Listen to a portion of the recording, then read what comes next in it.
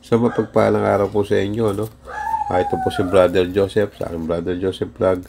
Let's go guys, no? Samahan nyo ko kung i-check yung layout ng third floor slab para sa preparation ng electrical piping layout, no? Ayan po, naka-ready na po yung phenolic board para sa slab. Pwede na po akong mag-prepare para sa back setting ng lightings. Tuloy, i-mark up ko na rin yung dimension pati nung ibang electrical system. So, na-fix na po nila yung phenolic board, no? Para sa third floor slab. Nasukat ko na rin yung kada points ng ilaw. For fixing ko na rin po yung mga PVC junction box. At i-mark up ko na rin po yung ibang electrical system point.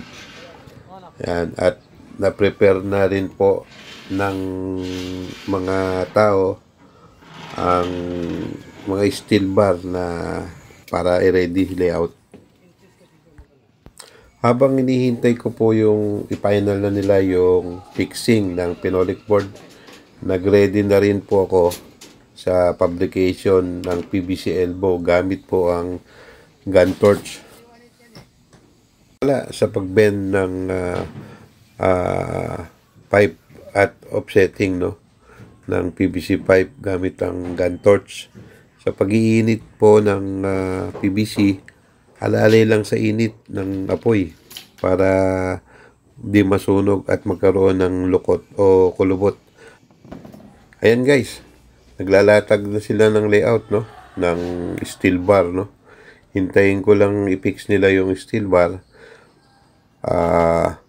bago ko i-fix yung PVC pipe na 1/2 inch diameter. For the meantime, i-prepare ko muna yung exact length for connection sa junction box at ibang system. Natapos ko na rin yung mga connection ng mga PVC pipe sa box ng lightings at power. Pati na rin yung circuit home run sa panel board. Double check ko na lang. Baka may kulang, pati na rin yung mga tali ng PVC pipe, no? Para di ito papalag or gagalaw or magkakaroon ng vibrate pagka nagbuhos.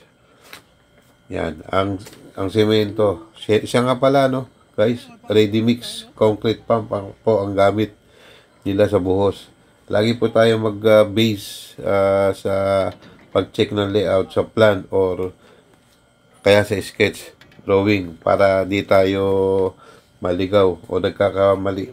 Importante po kasi ang double checking, no, sa electrical layout, lalo na sa concrete slab. Kasi pag nagbuhos na ng semento, that is final.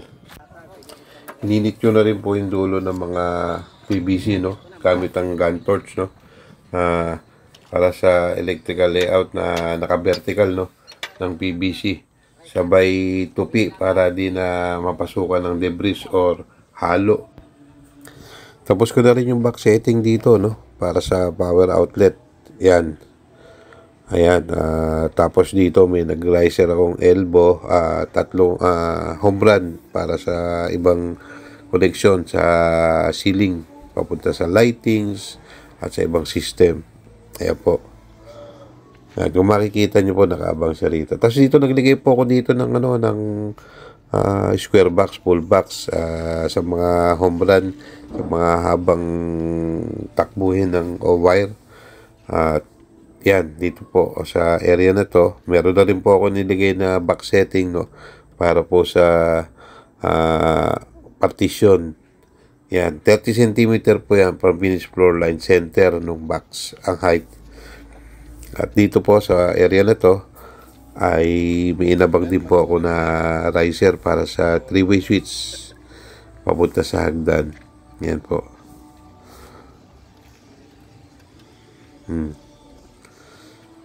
Saka ko na lang po i-chipping yan pag matigas ng simento. Kaya dito meron na rin po ritong back setting para sa power outlet. Ayan. Sabi ko nga sa inyo, finish floor line to center ng box, 30 cm ang height po natin. At dito meron po tayo nakaabang para sa part 2 nung slab ng third floor. At doon sa banda po rito, meron din po ako inabang. Kaya makikita po natin dito. Ayan, sa kabila, ito po, sa power, sa aircon, meron pong connection sa lighting doon sa bandang bungad.